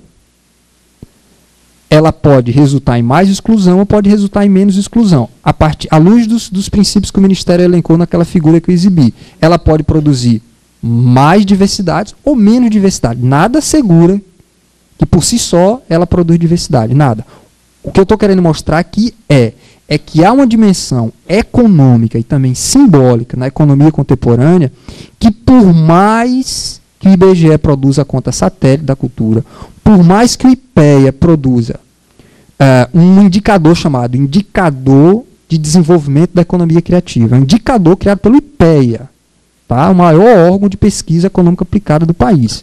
Por mais que eles produzam isso nunca vai ficar cristalizado num número, porque você precisa cruzar um conjunto variado de relações e de números. Então, eu estou falando das famílias por quê? Porque a economia brasileira, o capitalismo brasileiro hoje vive do consumo das famílias.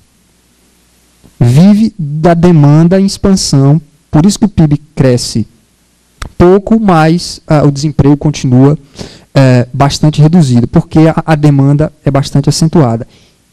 Como toda demanda, há a demanda por cultura, por cinema, por teatro, por entretenimento, por festas populares, por moda, por design, por designs, moda e arquitetura que incorporam espaço doméstico na compra de apartamentos, na expansão que o setor imobiliário no país está experimentando. Então, o que eu estou tentando oferecer para vocês é um conjunto de cruzamentos de dados qualitativos e quantitativos que possam ajudar na formulação e na justificativa de políticas que vocês possam elaborar nos estados de vocês. De novo, esse gráfico mostra exatamente a mesma coisa. Isso aqui é um gráfico de 2011, extremamente relevante. A expansão do número de cartões de crédito no Brasil. Olha a expansão do número de cartões de crédito nos últimos 6, 7 anos no Brasil. Consumo das famílias. Cartão de crédito é consumo dos indivíduos que dispõem de cartão de crédito e consomem. Que compra o quê com cartão de crédito? O ingresso no cinema. uma festa, um show, uma passagem era para ir para o carnaval. O Rio recebeu 1,5 milhão de pessoas durante os 4 dias de carnaval. São 3 Florianópolis. Ah, mas o carnaval da Marquês de Sapucaí é excludente. De fato. O ingresso é caro e a arquibancada é cara. Agora tem o carnaval de rua. A prefeitura, as políticas de incentivo foram tantas que a prefeitura baixou uma lei criando empecilhos para os blocos saírem, porque os blocos não oferecem mais segurança aos foliões de tão cheios que eles estão. Sobretudo os da Zona Sul.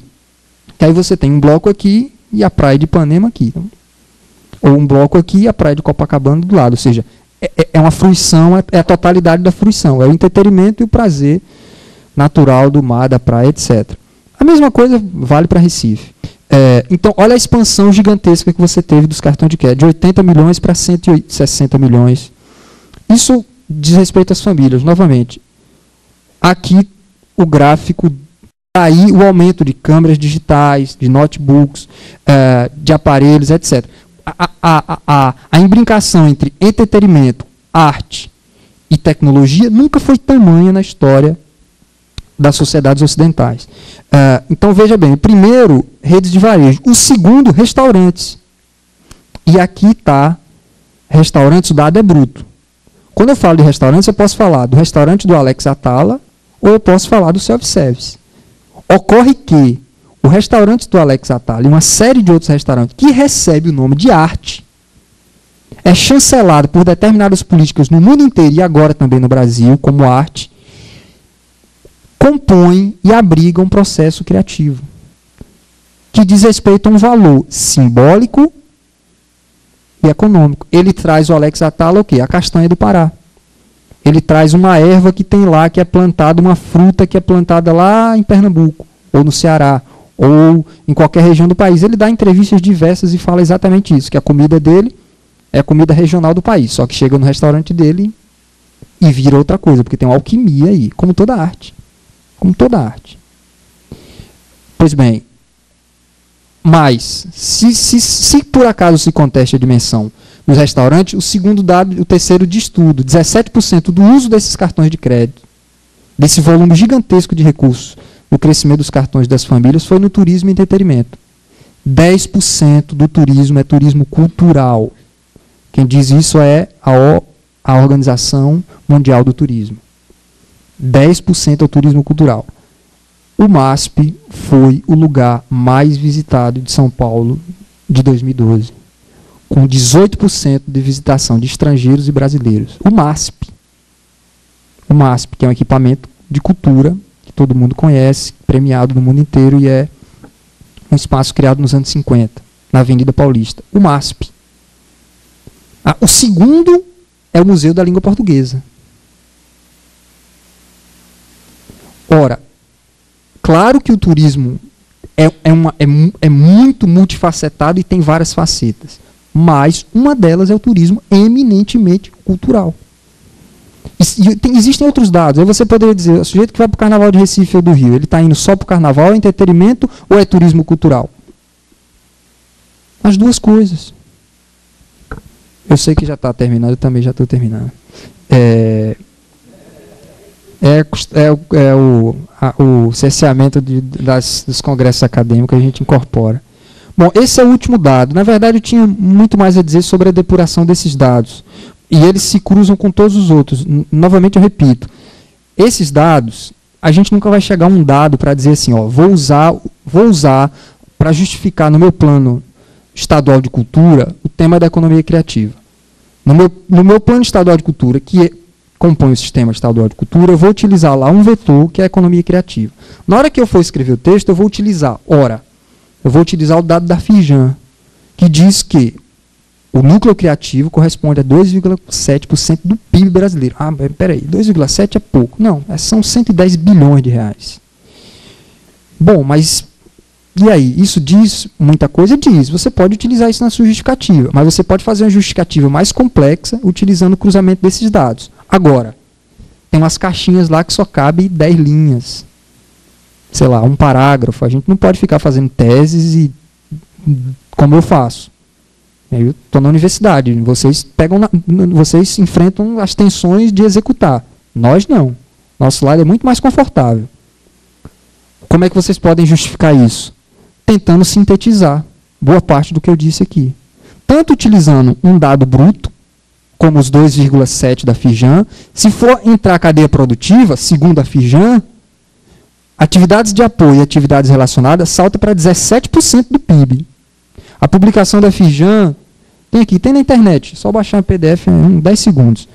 Tem tudo, tem por estado por estado, dado por dado, linha por linha, setor criativo por setor criativo, empresa por empresa, empregabilidade por empregabilidade. Aí você diz, poxa, que coisa estranha, né? Poderia ser a Universidade Federal do Rio Grande do Sul ou a Universidade Federal de Pernambuco, mas é a Fijan. Isso é sintomático e revelador. Por que é que uma federação de donos do capital vão se interessar por isso? Deve ser porque isso é muito lucrativo. Não tem outra resposta para isso. Não precisa fazer muitas reflexões para isso. Essas são justificativas. Os atravessamentos, a rede, a malha de questões que forma isso que eu estou chamando aqui de capitalismo cultural, não é novidade nenhuma. A novidade é que isso se acentuou muito nos últimos 20 anos e um dos elementos que contribuíram para isso se acentuar é a mudança da crítica cultural e estética. É essa mudança que faz com que, quando eu falo em fazer política para a televisão, ou eu falo em fazer política para a publicidade, isso não pareça uma coisa estapafúrdia do outro mundo. Pareça uma coisa já certamente convencional e razoavelmente acomodada. Mas se isso fosse há um tempo atrás, seria objeto de muita disputa e tensão. Por quê? Como é que eu vou criar política para um setor que é absolutamente desenvolvido, que produz, que comercializa? A TV Globo é a segunda maior exportadora de conteúdo audiovisual da América Latina, só perde para a Televisa do México. E na pauta dessa exportação, 85% são as novelas. Como as diversas novelas que mobilizam a opinião pública e o olhar de todos. Ora, por que eu vou incentivar esse setor? Porque há um princípio normativo dentro do tema da economia criativa no Brasil que diz respeito ao mercado do audiovisual, onde a televisão agora está inserido. E esse princípio normativo é diversidade cultural e inclusão social. A grande diferença é que a mudança no olhar na crítica estética e política fez com que o tema da cultura e o tema dos mercados culturais e, por conseguinte, a economia criativa virasse uma pauta para o desenvolvimento. Então, economia criativa dentro do ambiente de Estado economia criativa para o desenvolvimento. E o desenvolvimento não é mais só material, como aquela figura lá expressou. O desenvolvimento tem duas dimensões, no mínimo. A econômica tradicional e a dimensão humana. A dimensão humana compõe uma série de indicadores e aspectos, como o IDH expressa, que é um indicador muito mais geral, que inclusive incorpora cultura, lazer e educação. Então, essa é a mudança.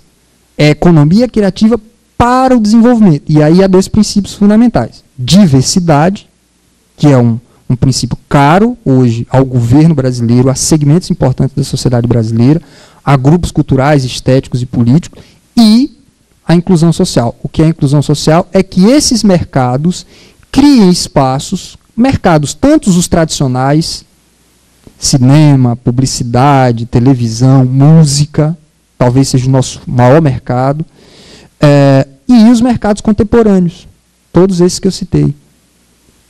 Que eles criem, numa articulação estreita com os saberes das culturas populares do patrimônio material, possibilidades de inclusão.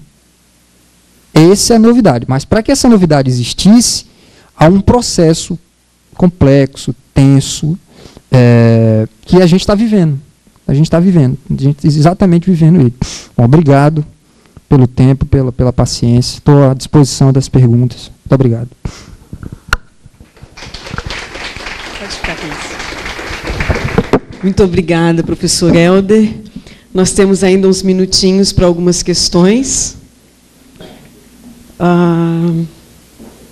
Desculpa, eu esqueci o nome agora. A Daniele.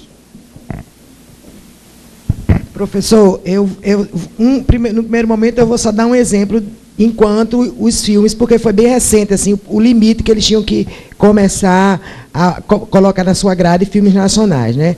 E já está tendo uma nova discussão, porque você vê na Sony, Warner, o que é que está acontecendo? Eles estão botando filme, só que são os mesmos filmes toda semana e todo dia. Isso é um aspecto. Por outro, também no valor econômico, há uns 10 dias, saiu uma matéria que São Paulo é um grande mercado para o audiovisual, publicidade, TV, cinema, etc., que a falta que São Paulo não vai conseguir suprir esta demanda, ou seja, produtor, cabo-man, assistente de câmera, isso a gente sentiu, quer dizer, eu não vou para lá porque tem filho, marido, 2 gatos e cachorro, né? Mas o mercado está lá. E eles estão pedindo, isso não foi numa revista de cultura, foi no Valor Econômico, e bem recente. Por outro lado, nesse mesmo livro da Secretaria da Economia Criativa, tá certo? E tem vários textos de vários autores, e tem um da professora Isaura Botelho, né, que ela faz uma crítica, de qualquer jeito, de como essa relação está se estabelecendo, tá certo? Que se essa em alguns momentos há uma exatamente, porque a gente tinha o trabalho da cultura, como um trabalho sempre assim, vamos botar entre aspas, desorganizado, né? Criava na hora que queria, cria-se na hora que queria. Agora, essa relação que se estabelece é uma relação, digamos, temporária, porque você vai ser para o projeto, né? Isso gera uma instabilidade que o setor criativo sempre desejou e nunca o teve. E, por fim, ela diz em algum momento do texto que acha que o que está posto é uma mera instrumentalização das artes. Eu vou botar bem as piadas, porque ela diz, isso é palavras dela. Eu queria saber se o senhor tem alguma coisa a comentar sobre isso. Fazemos um bloco de perguntas. Tem o Ertenberg, do Tocantins, o secretário de Cultura do Ceará, depois. Em 88, na Constituição, quando a regionalização da produção da TV, os movimentos culturais saiu a campo, principalmente o teatro, em primeiro, tentando obrigar que a televisão cumprisse a regionalização. E não deu em muita coisa. E essa organização dos jornalistas também, depois retomaram isso, e só recente que isso acabou começando, está sendo cumprido, como você bem colocou na sua palestra, de uma outra forma. A minha pergunta é a seguinte: hoje, a TV também ela desqualificou um pouco o produto da TV aberta para atingir novas massas. Então, quer dizer, essa desqualificação é talvez para poder cumprir essa legislação de você atender essas demandas e adequar, ou seria apenas um fenômeno de atingir novos públicos, né, tendo como base um novo olhar que você coloca?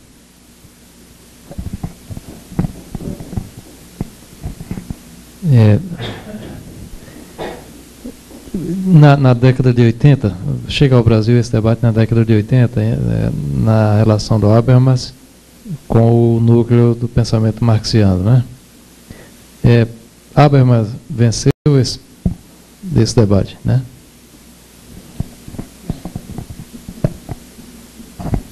A Francis, do Acre. Quando eu comecei a ter contato com esse termo economia criativa, eu realmente compreendia como um continente onde a economia da cultura seria a área que dizia respeito ao nosso fazer, né? A nossa gestão. E porque eu vejo assim, quando se coloca a inovação também como elemento, na área de educação, por exemplo, você cria uma metodologia nova de educar. Isso é uma inovação, isso é criativo. Mas isso não está dentro da dimensão do simbólico. Então, isso me gerou muitas dúvidas em relação a esse conceito de economia criativa. Pelo que foi colocado aí, esse termo está bem dentro do universo cultural. Isso é pacífico? Como é que está evoluindo isso? Você vai fazer uma feira de economia criativa, aí o cidadão, meu Deus, o que é isso, economia criativa?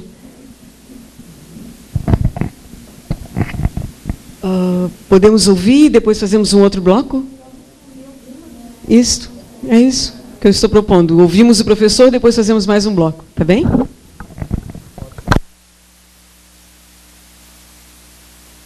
Agradeço as perguntas. Primeiro, seu nome, por gentileza. Arielle? Daniele. que citou a professora Isaura Botelho, que a rigor tem várias, professor Bolano, há outros também, Ana Carla, no texto. O termo instrumentalização eu discordo inteiramente. Agora, há usos. E isso é muito diferente. E como há usos, há poder. Há uns que lançam mão desse recurso. Eu prefiro pensar como um antropólogo, um sociólogo americano, chamado George Woods. Ele escreveu um livro muito legal, tem já uns 10 anos, chamado As Conveniências da Cultura. A cultura como um recurso. Um recurso para uma série de coisas. Por exemplo,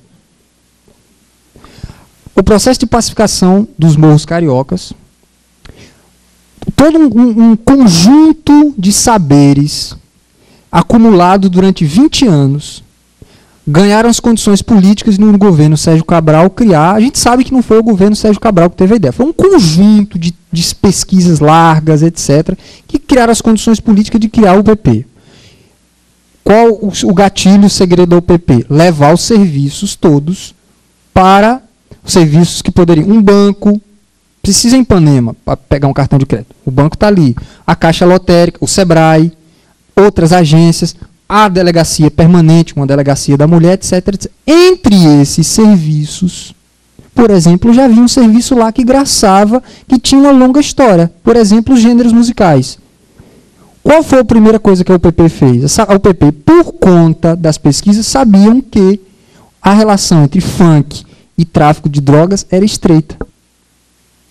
Logo, se associou o funk ao tráfico de drogas. Na verdade, é muito mais complexo. Por quê? Porque há um código estético que olha para o funk e diz que o funk é uma linguagem depreciativa. O que foi que a UPP fez? Proibiu o funk, agora toca-se outros tipos de gêneros musicais e leva-se a ideia do favela criativa. Ora, é um uso do tema da economia criativa. Não é algo simplesmente utilitário, uma utilização. Sabe por quê? Porque o termo utilitário pressupõe um agente utilizando o outro agente.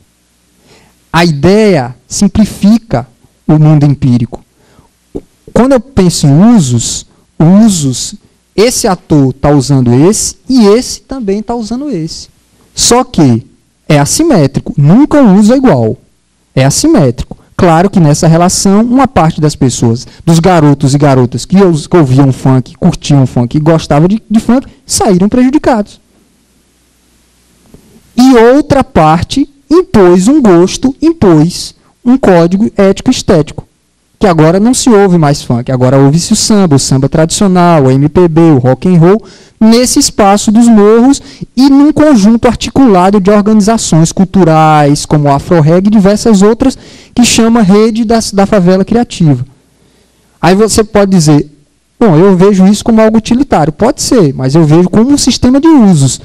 O George Woods diz a mesma coisa. São as conveniências da cultura. A cultura serve para muita coisa. Depende do uso que eu vou dar. Por exemplo, a Fijan está fazendo uso para si. Do mesmo modo que o Ministério da Cultura está fazendo um uso de acordo com aquilo que ele acha adequado, politicamente correto, e no diálogo com seus interlocutores. A Secretaria de Cultura da Bahia, que tem um programa de economia criativa articulado com o SEBRAE, pensa de um modo. E isso vai se espraiar por diversos setores, conjuntos e atores. O conceito vai ganhando vida e reverberando. Como o conceito de indústria cultural ganhou vida e reverberou durante muito tempo. O seu nome, secretário, por gentileza? Milton Pinheiro? Eu acho que você tem toda a razão. Acho que Habermas venceu. Só que, na verdade, a disputa já está lá atrás, muito lá atrás, que é a disputa com Benjamin. Todos são diletos representantes do pensamento marxiano e o Benjamin pensava muito diferente do Adorno. E o Edgar Morin, para mim, foi o mais original deles, porque o Edgar Morin estudou televisão e ele olhou para a televisão e falou, olha só, não é tão simples assim, não. A televisão é mais complexa do que a gente pensa. Na verdade, a televisão se equilibra num pêndulo complexo, cujo pêndulo diz respeito a outros segmentos, mas que nela é mais tenso. Que é o quê? A tensão entre arte, criatividade e negócio. Quando o Dias Gomes foi fazer o Rock Santeiro, nos anos 70, a primeira versão do Rock Santeiro, Dias Gomes, um membro do Partido Comunista, foi trabalhar na Globo, como vários cineastas e membros do Cinema Novo, Eduardo Coutinho e diversos outros foram trabalhar na Globo. Eles não abdicaram do seu pensamento, das suas ideias. Eles tentaram criar aquilo no ambiente da Globo. E, em certa medida, conseguiram. Não inteiramente como eles desejavam. Por quê? Porque são as tensões e conciliações entre arte, entre política, entre o seu ideal estético e o negócio. Uma empresa de televisão também é um negócio. Não é só um negócio. É também um negócio. E aí, o Rock Santeiro foi censurado. A Globo teve 6 novelas censuradas. Olha... Tem gente que lê a relação entre Globo e ditadura simplesmente assim, ó. A ditadura foi, a Globo foi o braço midiático da ditadura. Não é tão simples assim. A coisa é muito mais complexa. Houve um grande experimentalismo dentro da Globo quando esses cineastas do Cinema Novo e autores foram fazer novela. Mas não é só experimentar. Eles não experimentaram o seu bel prazer, como um artista no seu ateliê em casa. Existia a condição de experimentar. Você experimenta até aqui.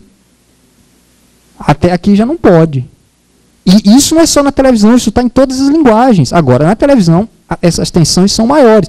E eu estou falando do audiovisual porque nós estamos vivendo uma profunda transformação no audiovisual, em que a Secretaria de Cultura do país não podem ficar revelia disso. Tanto tem que se posicionar, como tem que pensar elementos, estratégias, mecanismos aí de se locomover dentro disso. Eu espero ter respondido. Se não, a gente pode conversar. A quarta questão, a terceira questão foi... desculpe, foi a última questão. Foi sobre a ideia do conceito da economia criativa, uma feira de economia criativa. O que, na verdade, a gente está vivendo é isso. É a disseminação do conceito. Nós estamos vivendo exatamente isso agora. É a disseminação do conceito. Como foi que o conceito chegou no Brasil? Não falei isso durante a minha fala, porque não dá tempo. Em 2009... houve uma missão interinstitucional. A Secretaria de Cultura do Rio de Janeiro, Sebrae Carioca, Firjan, as incubadoras da PUC do Rio e o Ministério da Cultura foram para Londres. Ficaram um tempo em Londres, depois foram para Barcelona. Essa comissão institucional ficaram uns 2 meses na Europa. E as pessoas que foram, algumas delas tinham estudado em Londres. No final dos anos 90, exatamente quando o governo Tony Blair criou o departamento de indústrias criativas. Então o conceito tá tendo essa profusão, essa disseminação. Agora, ele diz respeito, como você mencionou, à economia da cultura, sim, você está correta. A economia da cultura, também não falei isso porque não dá tempo, o termo foi criado nos anos 60. Por quê? Porque os americanos não precisam fazer estudos sobre o impacto da cultura. Eles sabem disso desde os anos 20. Nos anos 40 e 50, o governo americano criou representação dos escritórios dos estúdios americanos no mundo inteiro. E o modelo de negócio de cinema, desde os anos 50, já é completamente diferente.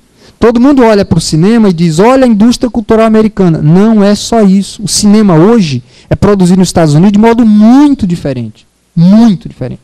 É muito diferente. Se vocês quiserem ler, tem um livro chamado... Mainstream, a nova guerra cultural contemporânea. É de um francês chamado Frédéric Matelas. Desculpe, Matelas não, é Frederic Mattel.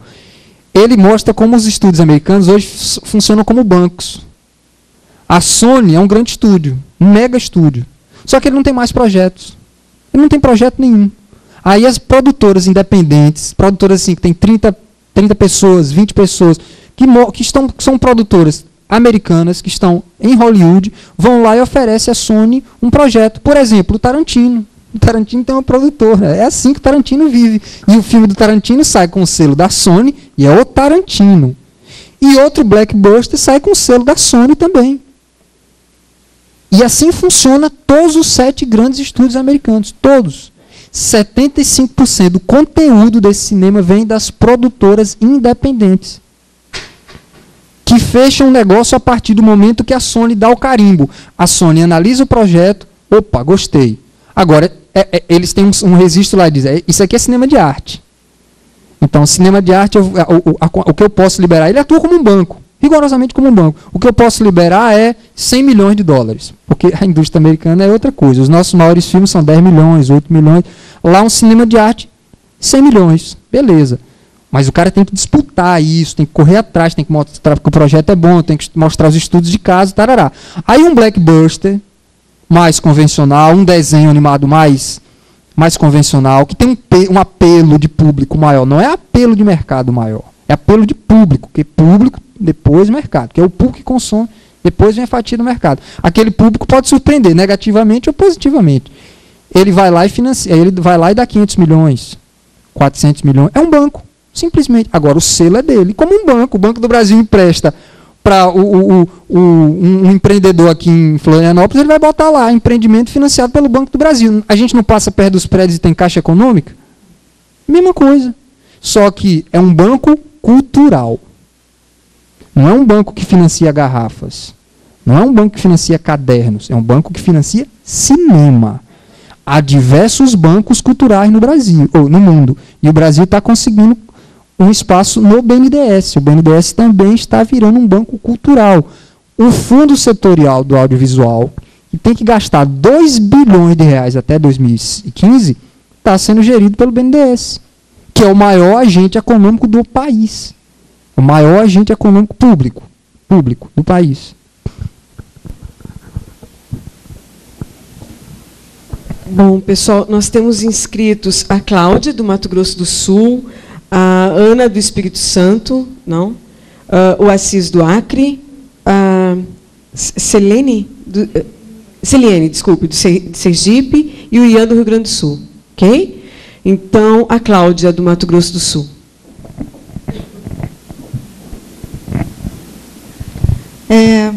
Professor, qual seria a relação dos direitos autorais diante dessa diversidade e a busca da inspiração no tradicional?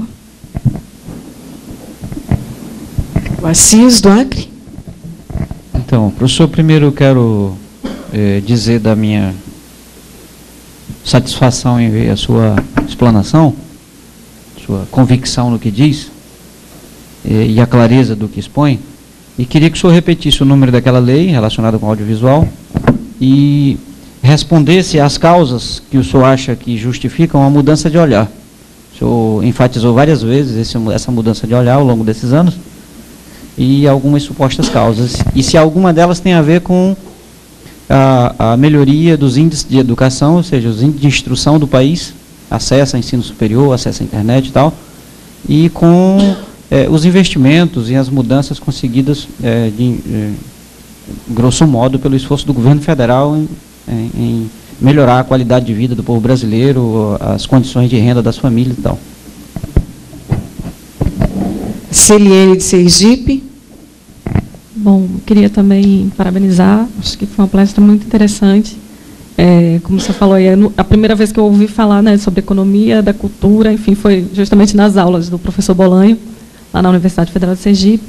E queria um pouco, na verdade, relatar a minha experiência. Eu fui diretora de uma TV pública lá em Sergipe, e a gente tinha essa preocupação de tentar ao máximo colocar a programação local, né, dentro da grade de programação diária, né? Então, a gente tentava sempre, pelo menos, mesmo com o telejornal, daí a gente já contava com o telejornal, mas uma média de 3 horas diárias de programação, com programas de entrevista, jornalístico, enfim, e mais alguma programação de um programa de entretenimento de meia hora. Então, a gente fez isso, fizemos em média de mais de 90 documentários, tratando justamente isso que você citou, que é a questão do grupo que está lá escondido numa serra, uma senhora que é uma benzedeira da Serra da Guia. Enfim. Então, a gente vai lá, relata, enfim, essa coisa que você fala muito da memória. Então, eu queria um pouco também saber a sua opinião em relação a isso, as TVs, o papel das TVs públicas nesse processo todo que você citou. O papel delas, ou renovação, porque o que a gente vê muito também é que elas continuam tendo ainda esse papel político, né, de cobrir, enfim. Eu queria só a sua opinião sobre isso. Bom, boa noite. Eu acho que, como todos, parabenizar o trabalho. Realmente é uma pesquisa muito balizada em dados, né, bem conceituada. Na verdade, eu queria fazer 2 observações. Uma, que muitas das pesquisas sobre o caráter cultural do governo Tony Blair, elas expressam que a Inglaterra deixou de considerar a sua cultura local, né, ao mesmo tempo reivindicava com a cultura de outras áreas, com a grande forte das cores britânicas, né? Então, na verdade, era uma cultura que expressava, né, eu sou britânico, sou um povo só, expressando a cultura de vários outros lugares, e foi muito criticado por conta disso. E aí eu acho que é importante a gente fazer um paralelo como que as culturas locais conseguem se sustentar, sobreviver, enquanto a gente tenta criar esse capitalismo da cultura, essa economia criativa. E aí outra observação que acho importante a gente fazer, aí uma dúvida, você foi bem categórico em colocar que a economia criativa traz uma relação de poder, né? E aí a gente sabe que toda forma de poder é uma forma de opressão. Não tem como você instituir poder de opressão. Da mesma forma, ao instituir, né, que é uma visão de capitalismo, né, dentro da cultura, a gente reconhece no capitalismo também uma visão de opressão e oprimido. Uma das bases do Plano Nacional, que também é base de quase todos os planos estaduais, é a relação da cultura cidadã e da integração da cultura com a sociedade local. Eu acho que é como que a gente, né, e aí foi várias vezes falado, a necessidade de nós justificarmos o plano por meio da economia criativa, uma visão de opressão. Como a gente vai trabalhar uma economia cidadã com uma visão que se baseia pela opressão. Acho que é só uma questão da grande discussão teórica que tem nesse assunto.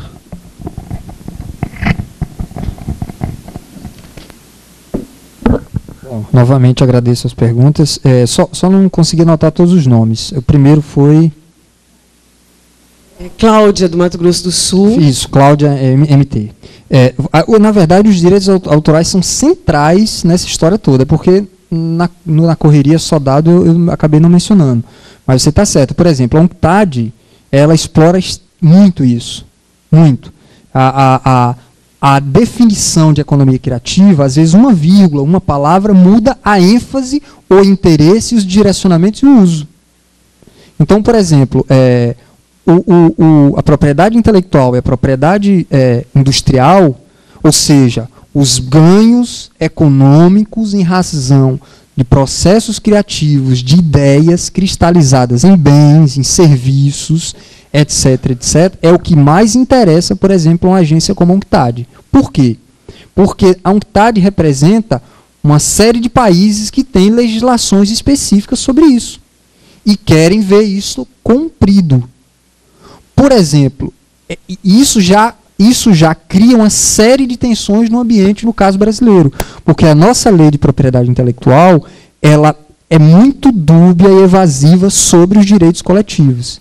Então, se o plano da economia criativa busca, por exemplo, criar possibilidades de inclusão social mediante novos mercados culturais, ou seja, que é essa associação entre design, moda, artesanato, arquitetura, é preciso ter em mente, ter no horizonte a história dos direitos coletivos. Por quê?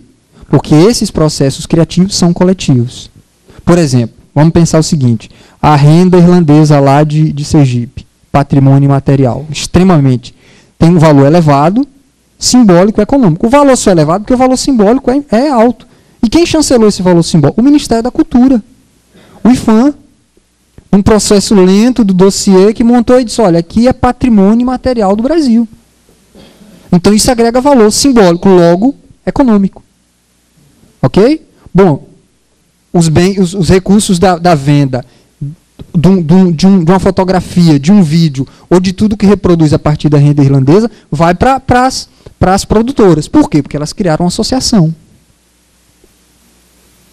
Elas criaram uma associação exatamente para isso. Mas isso não é suficiente.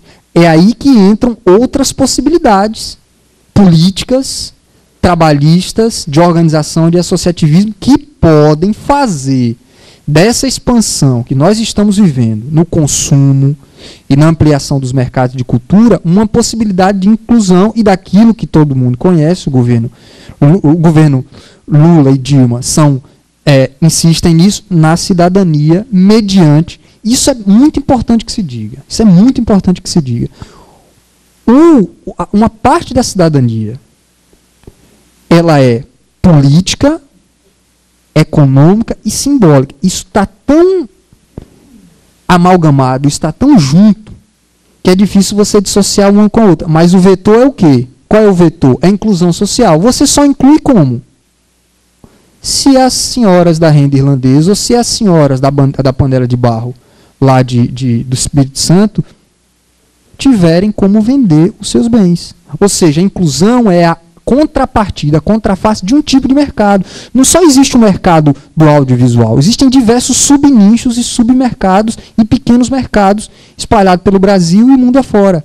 Essa visada que o Plano Brasil Criativo, que a SEC, a partir dos documentos, tem.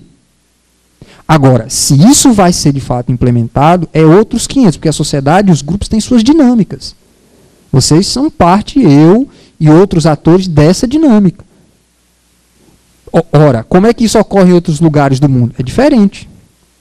Por exemplo, entrando na sua questão, seu nome, Ian. Questão de Ian. Ele tem razão. A história de que o governo Tony Blair não deu valor ao que seria a cultura local. Só que a percepção do que eles têm do que é local é completamente diferente da nossa. Aqui, se eu perguntar para qualquer um de vocês o que é cultura popular, vocês me dizem. Agora, se eu perguntar nos Estados Unidos o que é cultura popular, na Inglaterra, eles vão me dizer outra coisa. Cultura popular na Inglaterra é a TV e o rádio. Por quê? Exatamente.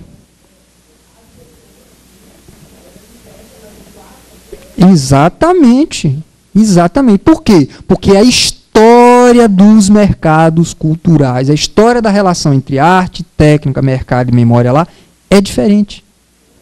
Como é diferente nos Estados Unidos. É diferente da América Latina. Por que é diferente da América Latina? Porque o nosso processo de urbanização foi diferente, de integração urbana e industrial foi diferente. Até os anos 50, até meados dos anos 50, o Brasil era um país rural. Ora, em meados dos anos 50, Londres já tinha um metrô que, em 1897, o metrô de Chicago já era maior do que o do Rio nos anos 80. Então, o processo de integração urbana, o mundo rural inglês e o mundo rural americano e as memórias rurais se transmutaram e criaram outras coisas, como, por exemplo, o rock and roll. E o rock and roll só foi possível pelo quê? Pela integração do rádio e da publicidade no rádio já nos anos 40 nos Estados Unidos. E aí nos anos 50 vai aparecer uma matriz específica do rock and roll que vai se consolidar nos anos 60 e 70. O nosso caso foi diferente. Nem melhor, nem pior. Diferente. E eu estou falando dos Estados Unidos, porque tem outros processos, como por exemplo o jazz e o blues, que são bem parecidos. As suas origens são onde? Rurais. E quando chegam nos centros urbanos, eles se transformam e são os centros urbanos quem permite essa criação. É completamente diferente do Brasil. Ou melhor, são tempos diferentes. A gente aconteceu coisa parecida, só que em tempos diferentes. É como se nossos mercados culturais fossem um pouco tardios em comparação com os deles. A crítica que fizeram ao governo Tony Blair é uma crítica dos ingleses. Por quê? Porque ele estava criando um senso britânico de pertencimento. É como se ele estivesse querendo criar algo que na prática não existe. Mas toda política cultural é assim. Toda política cultural é assim. Toda política cultural envolve uma teoria sobre a cultura. Essa teoria não é uma teoria que você escreve uma tese e vai lá e apresenta. Não. Está implícita. Quando o governo Lula e quando a Secretaria de Cultura diz a inclusão social, o que é inclusão? É criação de oportunidade de trabalho, emprego e renda. Como é que se produz trabalho, emprego e renda nos dias de hoje? É criando mercado. Aí você vai dizer, bom, quem mais criou o mercado nos últimos 10 anos foi a esquerda brasileira. Por que é que você acha que o PSDB tem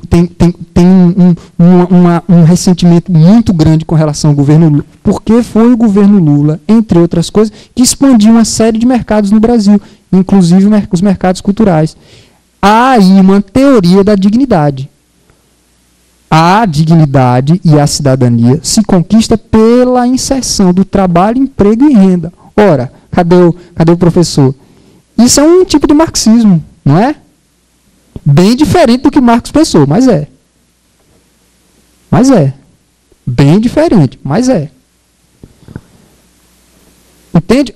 As políticas culturais, elas incorporam uma teoria, uma concepção do que é cultura, do que é a sociedade, do que é o mundo, como as políticas de saúde, como as políticas de educação, como toda e qualquer política. Bom, sobre a TV, sobre a TV pública, Silene, não é isso? Celine, eu acho fundamental, por exemplo, a gente estava falando da integração entre o mercado do audiovisual no Brasil, entre o cinema, a linguagem fílmica do cinema, seja o filme, a ficção ou o documentário, e a TV, ou seja, o suporte e a linguagem da TV. A TV tem uma linguagem. Quando você pega o Alto da Compadecida e bota na TV, mudou a linguagem. Por quê? Porque tem comerciais no meio. Ok? Tem comerciais no meio. Então mudou.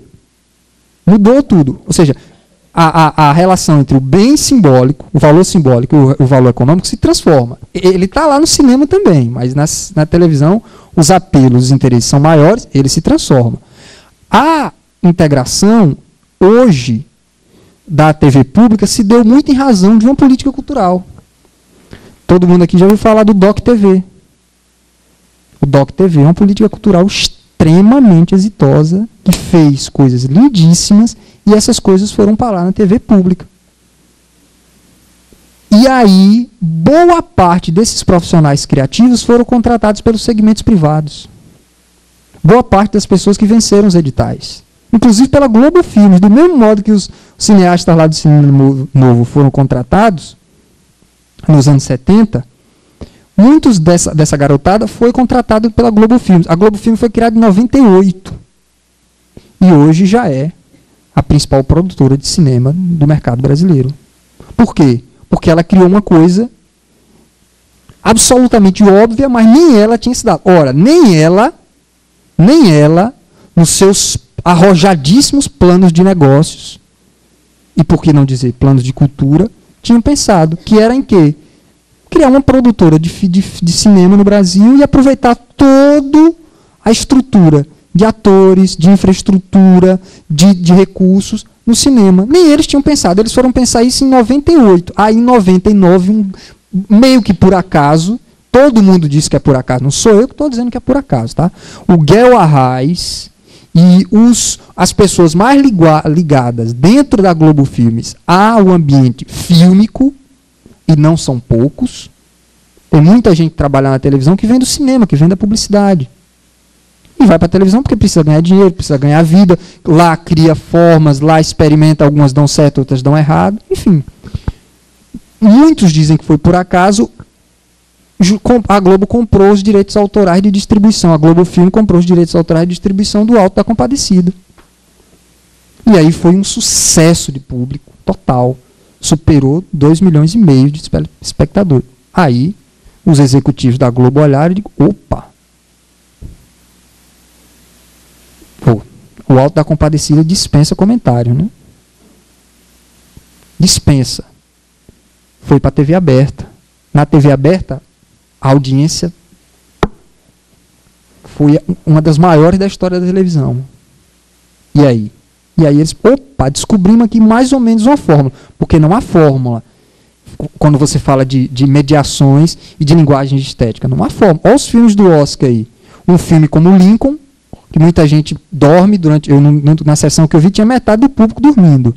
Que é um filme extremamente longo de diálogos. Em alguns países do mundo, a bilheteria é mínima, em outros é gigantesca. No Brasil é um dos maiores. Você não sabe se vai ser bem sucedido do ponto de vista comercial. E do ponto de vista artístico, há divergências. Toda obra de arte encerra divergências. Tem divergências, mais outras menos. O Alto da Compadecida, se a gente pegasse dentro de 10 críticos, 9 iam gostar, mas ainda resta um, teria senões. Então há sempre... eu estou falando isso tudo para falar da TV pública. A TV pública incorpora isso. Talvez seja daí do sucesso do DOC TV e de outras que a lei começou a surgir. Você pediu o número, é 12.485. Se você um dia da internet parar a pesquisa, você enche assim, um arquivo com 1000 páginas. Porque, como alguém mencionou, acho que foi a senhora, a última. Você, é uma deferência católica. O que acontece? Me perdi, me lembra? Não, a BBC não, a Sony. É por isso que os canais entraram na justiça. Eu assisti outro dia uma audiência no Supremo, está lá com o ministro